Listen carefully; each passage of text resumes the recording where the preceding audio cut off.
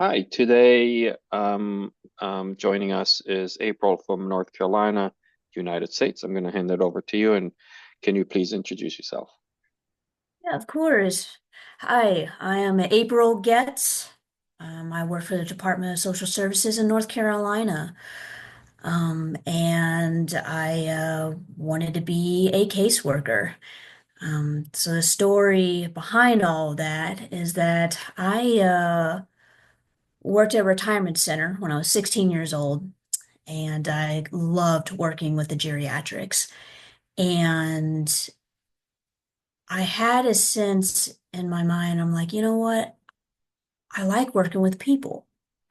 So let's see where this, gets me. I'm 16 years old. I'm working with the elderly and I'm enjoying what I'm doing. And so I went off to college and I got my bachelor's in social work because in my internships, I've worked with the geriatrics at the hospital and loved doing that. And then I got all my courses done. Loved the professors. They were amazing. Um, the professors still continued to support me and mentor me, and I did my master's at University of Kentucky. My bachelor's was at Western Illinois University.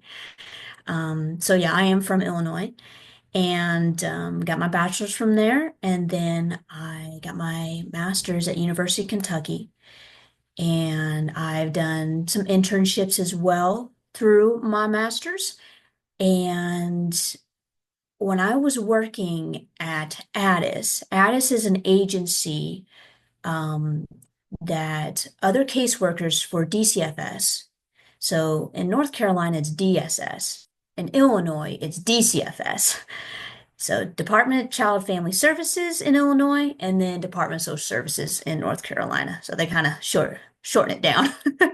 So I transported the children through their visitations, parents. That's what I did, and did case notes through Addis. And we worked with we assisted with DCFS, and I was in contact and communicated a lot with the caseworkers, and they were like the mentors to me. It was amazing speaking to them and how their stories became. And ever since then, I'm like, you know what? I want to be a caseworker. So, after, I got my courses done, my internships, I wanted to pursue into being a caseworker. So, spotted North Carolina because I love this state. It is a beautiful state. You got the mountains, you got the city, and then you got the beach. So you can pick and choose. So I did a lot of interviews through different counties, and I got that one call. Um, and I had the CPS supervisor, Ms. Dana Lyles, contacted me, and the rest is history. So because of her, she was a great mentor, great supervisor, and yeah, I'm here ever since then. And yeah, my goals and dreams came true to become a caseworker, and I have going on 3 years of being a DSS. Great, interesting story from geriatrics to child protection. Okay, so in DSS for 3 years now, and have you always had the same role? Yes. Yes. Okay, Uh, yep. what's that role? What are you currently doing? So I'm a child protective service investigator. Okay. So that means many different things from around the world for people from around the world, as I've interviewed people from the Middle East and Africa. And so it means different things. Can you give us the audience a sense of what someone in your role does? What are they Yeah, of responsible for course. and what do they do? Of course. Yeah, so a CPS investigator is an investigator that we will investigate abuse, neglect, and dependency cases. And there's usually an intake worker. And the intake worker will, usually do the report. Somebody calls in and she takes the report. And then the screening process goes through the supervisors. And so the intake and the supervisors, they communicate in if it's going to be a screen in, a screen out, what is. Yes. So yes. So basically, we have an intake worker. So we have a CPS intake worker. And she basically, when she gets the call, she screens basically what the report is. And then her and the supervisor, she communicates with the supervisor.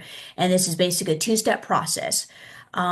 It's either, you go and then they decide, the supervisors decide to screen it in or screen out. And then there is a three-step, there is the screening tools. The screening tools will either be abuse, so it's either screening for abuse, neglect, or dependency. And then for the responses is either for immediate 24 or 72. And if it is a concerning case dealing with abuse, then yes, abuse would be screened in, either if it's relatable to what the screening tools are to assess, it's either going to be an immediate or 24 and investigative.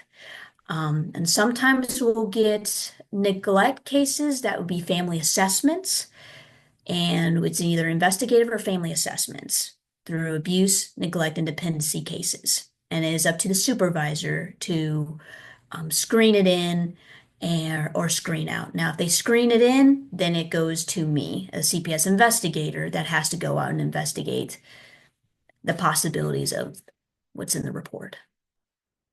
Nice. So I've never heard of um one of the options you mentioned is the dependency. I've never heard of that. What's dependency? So dependency cases are usually if there could be truancy cases. We necessarily don't really take truancy cases just because that's more kind of we for the school process, law enforcement. But dependency is that if there is not an adult present, or if the adult does not want the child, then it becomes a dependency. Or if so yeah, if the adult doesn't want the child, dependency, or if the child is abandoned, that also becomes a dependency as well. I hear you. Okay, so in Canada here it's different language, but thanks for clarifying. And so as an investigator, so I've done that job. So I understand. I think I understand what you mean when you say I investigate. Can you explain what would someone observing you see you do if you were to go out on a fresh case and investigate? Yeah, of course. So what we do, if I get a case, let's say if I get a case that was screened in for neglect, family assessment, for improper supervision, then they have the children's name on the list, then they have the adults on the list, and then we have an address, we got a phone number, and then I go out. Um, within 72-hour cases, we can contact the parents.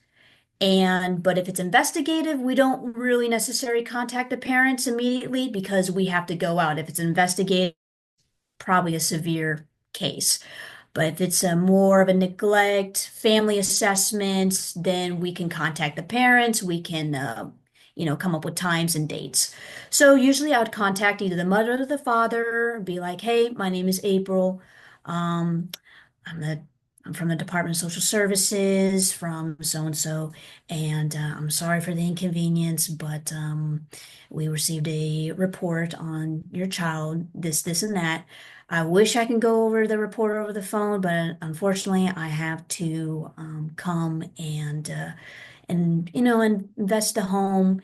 I'm sorry, excuse me, assess the home and speak to you and the husband and your children. Now, I just want to hear all sides of the story. And please tell me your side of the story. And some parents will be like, okay, sure, yeah, you can come. And I guess it's just more the tone of the voice. Now, if you come out and be like, hey, my name's April, and yeah, we got a report, and I need to see you right now. Parents are going to be like, yeah, no, you're not coming in my house. Yeah, this social worker is something else. But it's the tone of the voice. And look, if I had somebody calling me, I wouldn't want anybody in my house too. But I feel like it would be the tone. It'd be like, hey, I'm sorry for the inconvenience, but we received a report on your child, and I have to do a safety assessment. I have to do a home observation, and I'm going to go over the report with you. And it would be like, it would be nice if I can have Mr. So and so there as well as the father or the husband. And they'll be like, okay, sure, you can come. And at first, they're very nervous. They're very nervous when they see CPS. And anybody hears DSS CPS, they're very nervous because the first thing in their head's going to be like, "Oh my gosh, she's here to take my kids. They're children snatchers. They're here to take my kids." That's not the case. I just want to hear your story. Was we received a report, there's a concern on your child, so we just want to see what's going on. And they become very calm and they're like, "Okay, she's not bad." Because I just want to talk to you. But if we get cases that are severe, then I will still talk to you. I will go over everything. And we don't really necessarily just remove the kids right off the bat. There's extended family. And if it gets to an, so say, back to the question, if I get an investigative and if it's severely bad and the child's like, I don't want to be here at home. I can't be with my mom and dad. I'm scared. I can't be here. Then we will ask the family, do you have any extended family? Um, Grandma and grandpa, aunt and uncle, because we don't necessarily want to just take your kid and go into foster care. We want to help you out because we want to have the child stay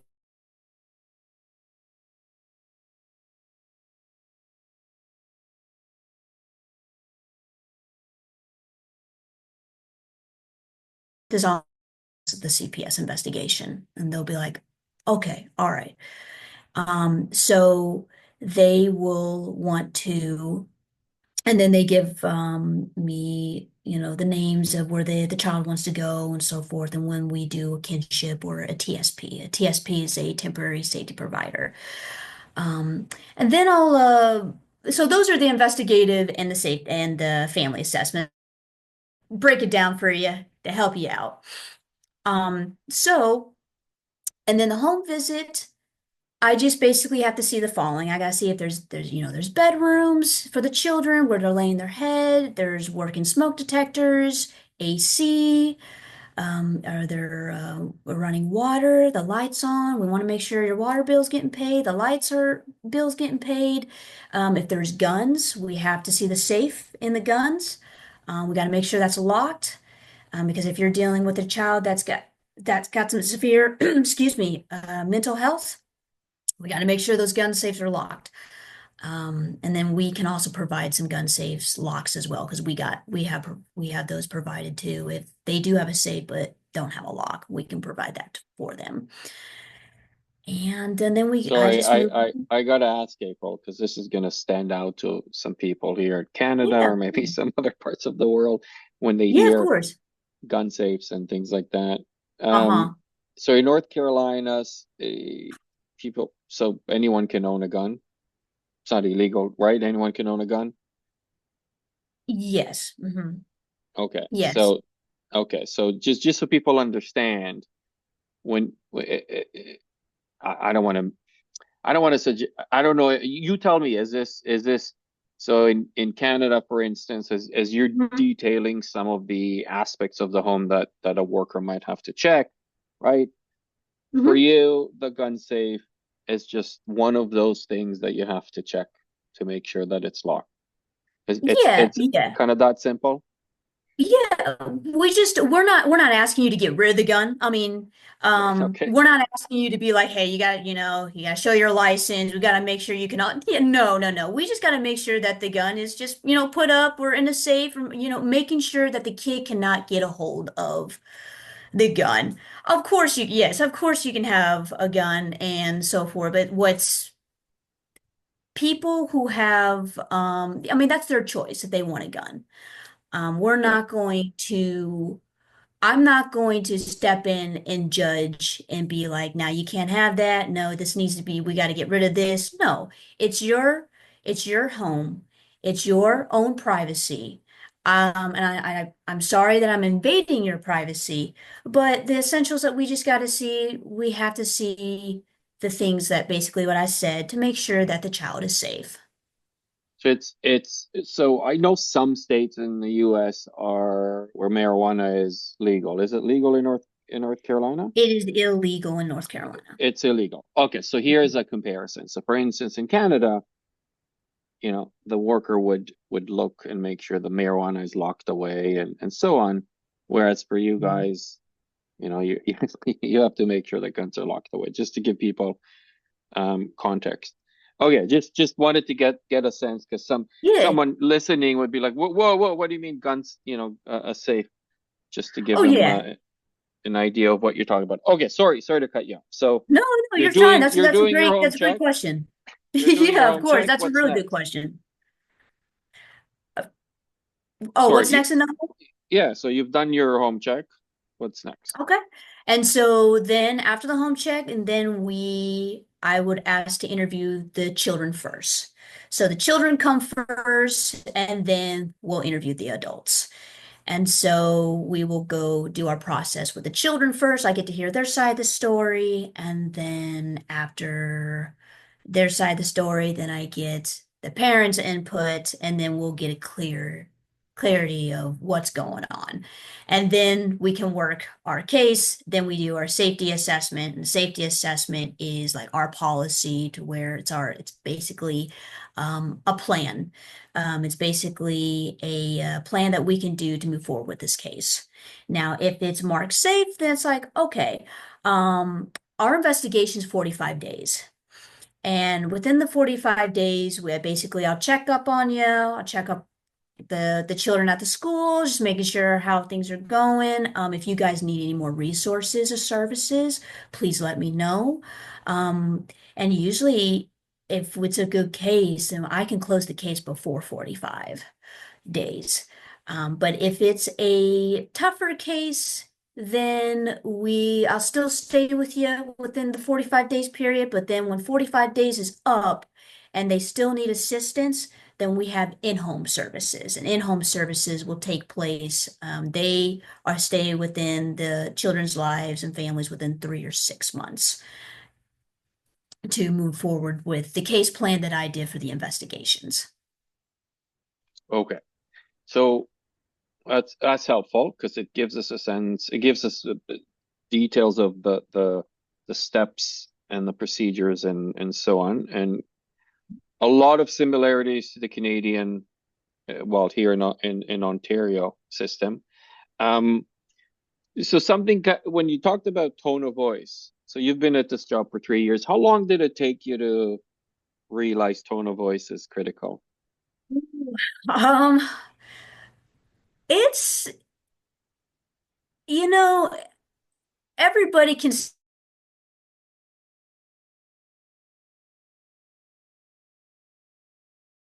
Okay, go ahead. Okay, yeah.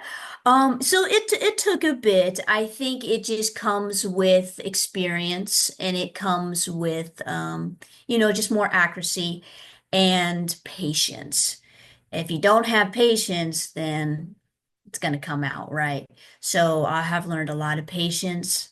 I have learned a lot of putting things in perspective and being in their shoes, not judging them, and be where they're at in the situation. And so once I realized that back, I think it was like, it was a few years ago, was it think it was 2 years ago. Yeah. When I first started, I was, I'm not gonna lie, when I first started, I was a hot shot. I'm like, I got this, yeah, I got this. And then things happen, and it's like, okay, it's gonna humble you very quickly. So, with that experience, I enjoy what I do, and yeah, it comes time, experience, and patience, lots of patience, and being in their shoes. It's excellent the way wonderful the way you described it. It's going to humble you. And I'm laughing um, because part of I stepped into also in my role I was coaching and mentoring new staff, and it clicked for me when you said it will humble you because one of the processes to in the process of coaching and mentoring new staff you come on is, as you probably recall, you learn all the processes, you learn all the everything you've got to do, and it's all exciting, and but it's pretty neutral because you've learned it via, you've gone, I'm sure you've got the trainings and so on. And then the very first time you have to go out is it's trial by fire.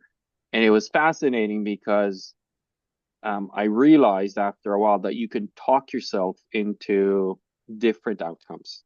And that's what you just talked about. If you're aggressive, if you're a hot shot, you'll talk yourself into an argument, Oh, denial, you'll talk yourself absolutely. into, or vice Yes. versa. So I want to hear, and thank you for being, honest about, yeah, it took me 2 years because same for me. It took me a few years to be humbled by it. But tell me a little bit about the times when, um, like your hard times in the beginning. Like what happened when you came on strong, when you came on tough, and like what was the reaction you got? Well, and there is a saying, you treat people the way they want to be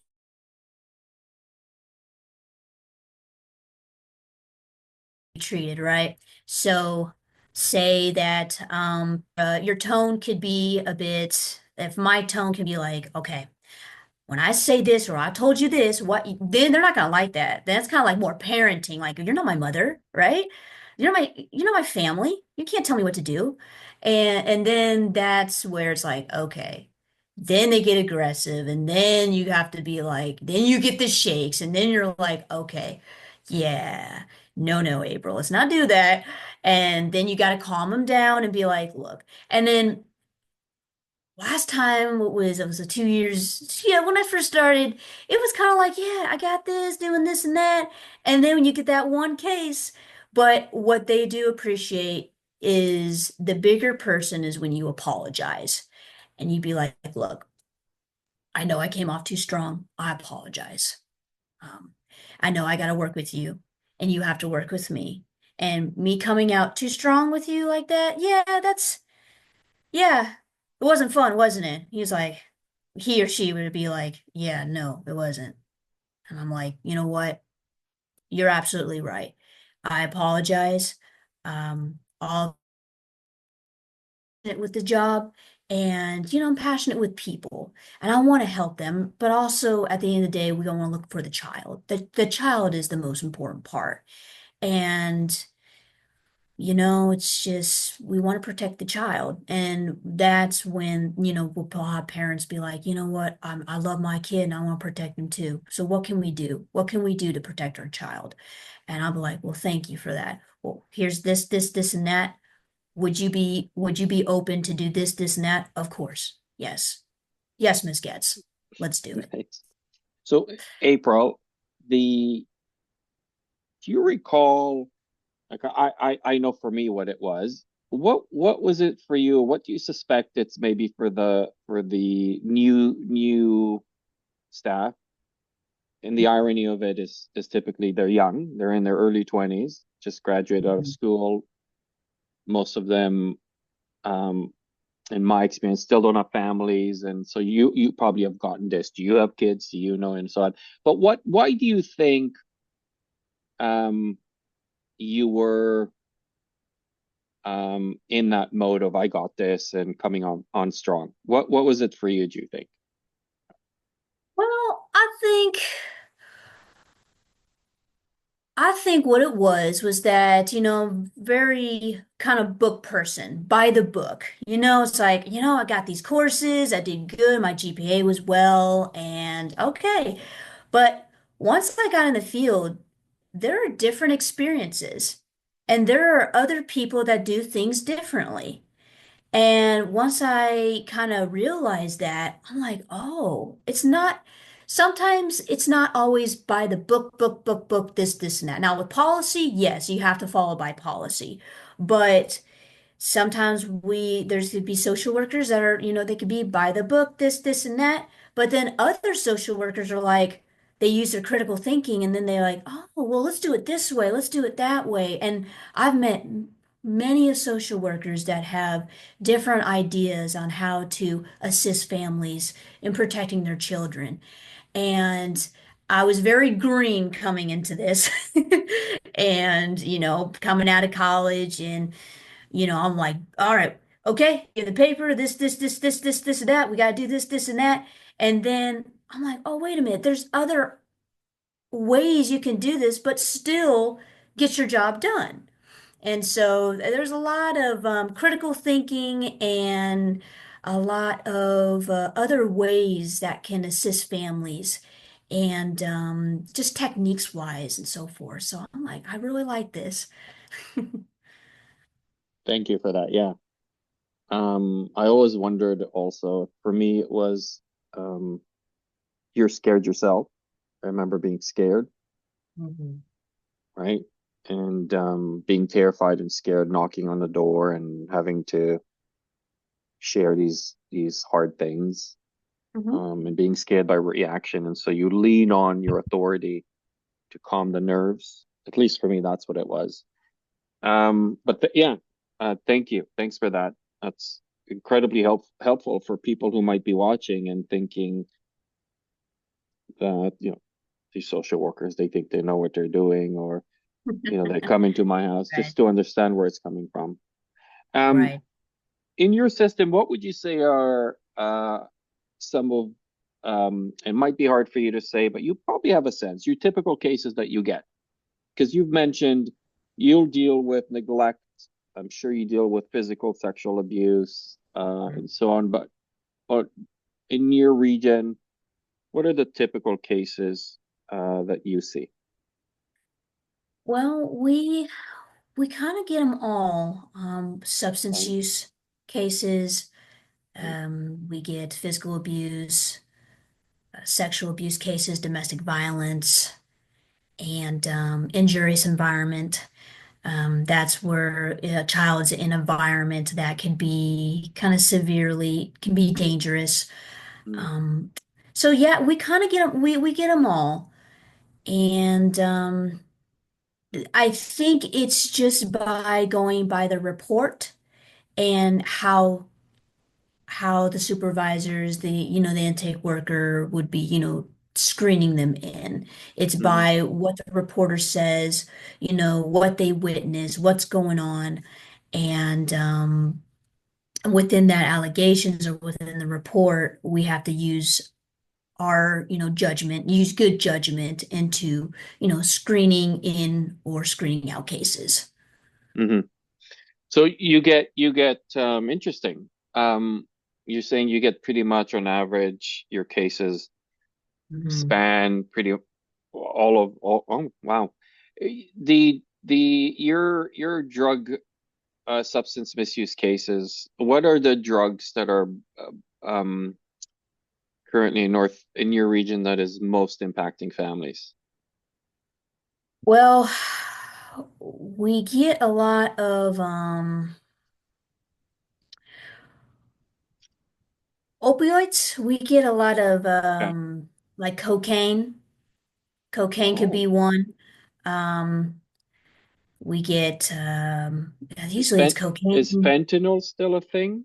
fentanyl, yep. Yeah, Fentanyl, cocaine, meth. and meth. Yeah, yeah, that's typically. Mhm. Okay. And okay, 3 years is a long time in child protection. What people don't may not understand is 3 years in child protection is like 20 years in another job. So Yeah. at least it feels that way. So Oh, it does feel like that. tell me about your craziest case you've had, or maybe one case without sharing names, obviously, or too many Yeah. details. Just give us a flavor of the crazy cases that you get. Ooh. Well, let me go back in my storybook here. Might be 700 pages here. No, I'm just messing with you. Um, I think the craziest cases that I could possibly get are the sexual abuse cases, domestic violent cases, and I think a few of the substance use cases. But oh man, that is a very good question. I've had so many cases that came in. Well, I can okay, just recently I can explain this case. We had a domestic violence case where the mom was scared of the her boyfriend. And she had two children and she had a special needs child. And she had to go to a shelter. And so, but then she got out of the shelter and went back to the home. Well, she also didn't like the fact that there was a lot of cameras around the home where dad can, spy on mom and see what they're doing. And every time she leaves the house, oh, he'll call her and be like, "Where are you going? You should be in the home." Is what allegedly has stated to me was that she could not have any access to work, no access to money, no access to, talking to anybody, or, and if she goes somewhere, then she has to let him know where she's going. And then he has to call that place, making sure she's there. And it just kind of it broke my heart a little bit because it's like I see that she's struggling. I see that she has a special needs child, and I see that she also has an older daughter that was 15. And they're sweet children. And she's a sweet mother. This is what we're going to do. I made sure that case took about close to 3 to 4. No, no, no, no, no. I stayed there around. I got there, got the case that night, went there around 10 in the morning, and then I left that case around 7 p.m. It was an all day case because the father it was very concerning with father's statements and so forth when I got a hold of him and spoke to him. And it's like he was kind of manipulating law enforcement because he had a 50B order. A 50B is a restraining order, a DVOP, domestic violence protection order. And, he can't be around that house, can't be around mom and the children. What's going to happen? He's going to go a little crazy. So, they sometimes they'll use social workers to be like, "Where's mom going? Where they're at? Um, oh, she's going here. Can I get the address? I need to speak to my children." And we got to be careful about that because we got to protect mom and the kids, and mainly, with the kids. And I made sure that I did my initiation that day, but then I stayed and I was protecting mom and the children because just by hearing dad's tone of voice, when it comes to tone of voice, just by hearing his voice, just by how disrespectful he was and how law enforcement kind of, yeah, we dealt with this case before and dad is, trying to tell us to do our job and thinks he's better than everybody here. And yeah, it's just, hearing law enforcement statement, hearing the statement from the father over the phone, and hearing mother's statement, and also doing the assessment of DV, the paperwork that we have to do. Yeah, this was a major domestic violence case. And yeah, I made sure that and we had limited with assistance with law enforcement because even though they do a wonderful job helping us out, they had to take they were short-staffed as well, and they had limited of time to come, to me because the father was being like, "Hey, I want to be here at this time. Is law enforcement going to be there?" Yes, because he wanted to gather his things out of the house. So, but then law enforcement called me and said, "Hey, we can't make it because we have another case we have to go to that's immediate. So sorry, we can't make this." And I'm kind of like inside, I'm freaking out, like, okay, well, he's gonna be here in 5 minutes. So what do we do? What do we do? What do we do? In my head, I'm just racing like a chicken, and then outside, I'm just like not showing it because I'm calling mom and children, like everything's, everything's gonna be all right. We're gonna come up with a solution. But inside, I'm like, no, no, no, no, no, I'm heart's beating really fast. Um, worth the problem, cry later. Worth the problem, cry later. Don't let them show, your emotions and so forth, especially with children. They don't want it, they don't want to see that. And so I'm like, all right, just I heard my mother's voice and I'm gonna work the problem. And sure enough, the the grace of God, the father called and said, "Yeah, I'm not gonna be able to make it today. Maybe we could do it tomorrow." And I'm like, "Well, what time tomorrow?" "Yeah, I'll let you know." Okay. But then law enforcement showed up then because then they called me and said, "Oh yeah, well, yeah, okay, that case is done. We're coming over to you." And I'm like, "Oh, well, just want to let you know Dad's not coming now." So, but still, it was a little tricky because I still had suspicion where if Dad's doing all this, he called law enforcement 3 times that day, trying to manipulate everything. Well, what would happen if I left that place and law enforcement left and mom and children were still at that home? He could come back at 9, 10, 11 p.m. that night.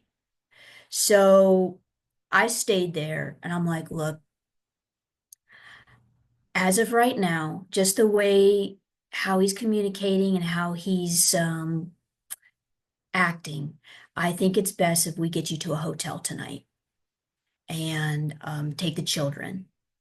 And so I explained to her, and she was very calm, and the children were very calm, and they were very respectful. They were making me laugh in the home while they're packing, and I was, calming the child who had special needs, and she was laughing and holding her, teddy bear and holding her stuffed animal, and I was, playing with her stuffed animal, and just kind of making them stay calm. And then we took them to the hotel that night, and I fed them. I went and got some food for them because they haven't ate all day. I mean, the initiation, everything, the whole day and the whole stress and overwhelming anxiety. Yeah, and I bought them food and I got a message that night saying, "Hey, I want to let you know from the mother, thank you so much for caring for us. Thank you so much. We appreciate that. And thanks for protecting me and my children." Nice. And so, you know, again, and you can say this about any job, but specifically about child protection, those who've never done it m might not or may not fully appreciate or understand that it's not a 9 to 5. So you were out all day, you stayed late, right? Oh And no. it's not Oh, 9 to 5. mm-hmm.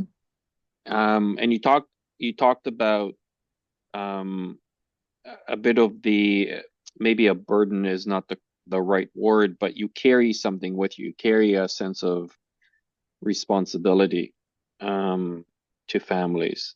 Um, Mm-hmm. and which brings me to the next question. I'm not suggesting this is the hardest, but what would you say to those watching? What's the hardest part for you about doing this job? The hardest part is, when you have a difficult case, I just want to just tell you that it's all going to work out in the end. I know at right then and there, it's like, I don't know what to do. Sometimes your supervisor isn't really available because she's handling other cases with other investigators. and you're calling people and you're just like, oh my gosh, it's the end of the world. I don't know what to do. I have to protect these children. What am I supposed to do? Stay calm, stay patient, talk to the family, come up with resources, come up with services, and help the family. Because usually the families could be like, well, we could do this. How about this? Maybe we could do this. Could this work? Yeah, that could work. And know that it's going to be okay and it's all going to work out in the end. That is the hardest part is when these tough cases, and then when you have also clients yelling at you and get mad and keeping your, professionalism to, you know, a good limit. And also just dealing with hectic cases. That is probably the hardest part. Because there's sometimes we get really good cases. And sometimes social workers will be like, those are easy cases because those are the people that are working with us. Those are families that love their children. They're going to work with us. But then the hard cases are when families don't want to work with you. They slam the door in front of you. They're like, you're not coming in my home. No, you're not. When then it's like, okay, we got to come with the plan B. But stay calm. Everything's going to work out in the end. Yeah. And um, before I get to most rewarding, what are largely after 3 years you're coming away with the misconceptions that are out there, maybe in the media or even on shows that portray child protection workers? What are the misconceptions about what you do that are I out there? think, yeah, and I think with the shows and so forth, they think that, or the media, like, oh, they're child snatchers. Don't trust them. The government officials, don't let them in your home. But I think what I could bring out is that they're going to be, as what people have experienced, there's going to be good social workers, there's going to be bad social workers. There's going to be good attorneys, there's going to be bad attorneys. Good doctors are going to be bad doctors, and so forth. But what I'm going to tell everybody is that there are good people. There are good social workers that want to help you. Um, like me, I want to help you. And I'm going to get you there to the step plan B, plan C, D, all the way to the alphabet if we have to get your case moving forward and we can close it, making sure that your child is safe with you. And I'm not going to put any harm to you or within your child. We're going to work this together. And working together, if you work with me, and as I say, you work with me, the sooner I can close the case. If you can't work with me, then we're going to have to do a plan B. I'm still going to stay with you. I'm not going to leave you. I'm still going to stay with you if you like it or not, because I'm going to you. And we want to protect your child. But yeah, again, the misconception is that either fearful government officials, they're going to take my kid. You know, get off my property. I don't want you on my property. You're going to take my kid. But I think the reality of it is that I want to hear both sides of the story. There are two sides of each story. You got a report, but then you got the family side. So Yeah, let that's me hear it. important. That's Mhm. important. And what would you say is most rewarding? And this I'm gonna follow up with a question. I'm asking it now because then it's if you can get into if someone's watching who wants to do what you're doing right now and is super curious, maybe some advice you can give. But let's start with what you find most rewarding about the job. The most rewarding part is when you get a message from the client. As I stated, that one case, thank you so much for protecting me and my children. That is the most rewarding. Also, the most rewarding is that you see that the family comes back to you and be like, hey, you used to be my social worker. My child's doing wonderful. She's in therapy and she made honors. She's going to college and she's got a scholarship now because of her straight A's. And because of you, Miss Getz, we got her back in school. We got her into the curriculum that she wanted to do. You listened to us. She wanted to do the sport that she wanted to do. We got her in there. And I got my light bill paid, my water bill paid. Thank you so much. Those are the most rewarding things that I would love to hear. Yeah. Um, and so someone's watching and they want to do maybe similar to your story. They're somewhere else now. They're a young student. Any advice? Um, Being now 3 years in, what advice would you give? Well, the advice that I would give is that anybody that wants to do this, and yeah, we are needing investigators like around the nation. We need CPS investigators. We need foster care parents, foster care workers. But if anybody that's watching this and wants to come in, just know that again, it's not a 9 to 5 job, but you're going to collaborate with your coworkers. You're going to have a good supervisor. You are not going to be alone, and you're going to mess up. Everybody's going to mess up because we're not perfect at the end of the day. Everybody is going to mess up, and it's okay to mess up because it's a learning experience. And I I can't be in this position and tell you, you know what, I have never messed up in my entire life. This job is easy. No, I can't say that. But yeah, you're going to mess up, but you're going to learn. And when you learn, you're going to grow and you're going to be like, this is amazing. I'm glad I'm doing this. And it is making a difference in someone's lives. And not only the families, but you are protecting a child. Okay. Now, why is it that you think uh, actually let me ask you this.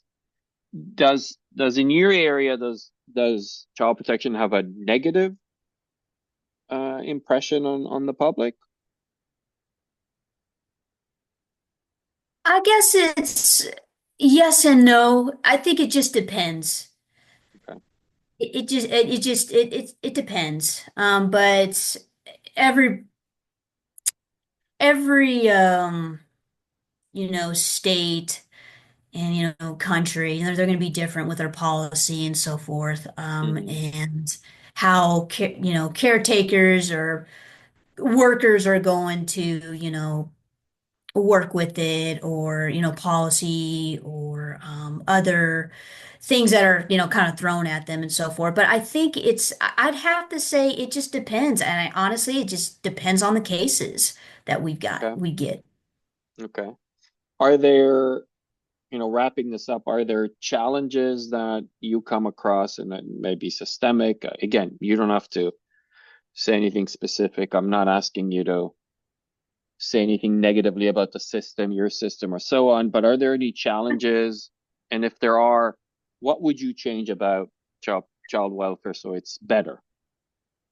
We do have a bit challenges of um unlimited of mental health resources, Mm, some outpatient therapy, substance abuse outpatients. And I think for us, oh, also the challenges would be the payment, honestly, for the social workers. We have, like you said, it's not 9 to 5 job. We're working a lot of hours and annually and our salary and everything. It's just, we could get paid a little bit more than what we're doing. But yeah, and I get people would be like, it's not about the money, it's about protecting the children. And I like that. It is not about the money. It's about protecting the children. But if you're working so many hours, mhm, we want to get something in return, right? mhm, mhm, And yeah, just the limited the resources that we have to because there's a lot of critical thinking we have to do in order to get services to the families and what we can do to help them. But yeah, mental health resources, housing resources. If we can get, more housing resources, we've Hmm. also have like daycare resources that can be limited. There's a lot of wait lists out there, and also with the mental health, a lot of wait lists. And yeah, if we can maybe change up a bit of the resources, I think that would be tremendous on like kind of helping with families and, kind of moving forward with cases and helping with them. And oh yeah, most definitely the money. And Hmm. then we get low staff. I mean, there's sometimes people they come in and they go. It's like they're birds, they're in Right. and they're out. What's the burnout rate? Do you have a high Ooh, burnout rate? yes, we do have. Yeah. I can't really give you the number, but yeah, we do have a high burnout rate because we'll Yeah. have workers come in and then they'll go, but it's not an easy job. No. So you're in a team, and I forgot to ask, I should have asked in the beginning. How many people on your team? So we have, as of right now, I have let's see, there's three investigators. We have a lead social worker, and then we have a program manager, and we are hoping to hire a CPS supervisor. Remember, we need more people. And we need to hire, I think, one more in-home social worker. So there's two in-home social workers. We got about four foster care workers, This is on one two team? supervisors. So you're all Go ahead. you're all this is all on one team? I'd say there's two teams in this. You got a foster I care see. permanency planning side, and then you got Okay, CPS side. got it. And so this is interesting primarily for those who currently in the job or have done the job, and I asked this from people from around the world. What's your caseload like? Hmm. Monthly average? Yeah, I would have to say we're about average. Sometimes our caseload could be about 5 cases, sometimes it could be about 6, 7 cases. I think it just depends on how the day goes. Is that per day? 5 or 6 per day or per No, month? no, not per day. I Oh, think okay. sometimes within that week. Within that Okay. week, we'll get about, oh, we had one week where we had 10 reports come in. Yeah, for the intake worker, she had to take 10 reports coming in. So you're screening. So your screening worker, who's the intake, takes about 10, and those 10 would be divided by how many investigators? So it would be divided by within the three investigators that we Two. have now, me, my two other colleagues, and then we also have a lead social worker as well Got it. Okay. that Yeah. It's provides always her. people workers are always around the world fascinated by how many cases I know. their colleagues have.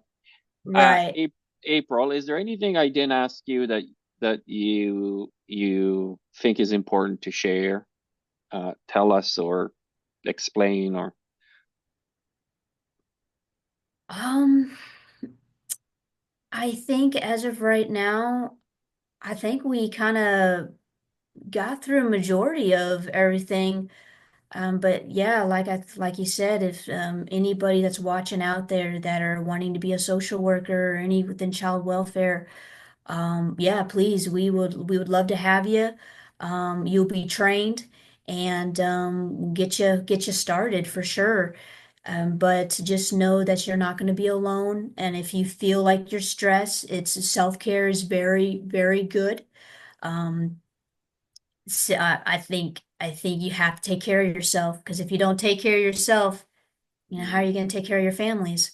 So So you're take care. saying training is going to be provided. What's that minimum that they need? Do they need a BSW at minimum? Um, well, not with trainings as in within the d department. Right, So I know pre-service and so forth has to be done, pre-service, and then other trainings that the department is wanting you to get done. right. But at a minimum, though, what is the education that they need? So usually anybody that's well, we got. social work, either Okay. bachelor's of social work, master's of social work, I guess a psychology degree, Okay. sociology degree, anything that's going to be within human services, Got you it. know, So anyone with within, a BA in humanities, yeah, yes, because the yes, training anybody is that's provided working with, in-house. yeah, of course, yeah, anybody that could be working with that knows that knows that you can communicate with, with children, with adults, and just meeting the criteria of where they need to go and apply. Because if they don't meet the criteria, then they can't. They could still do the interview process and see where they go.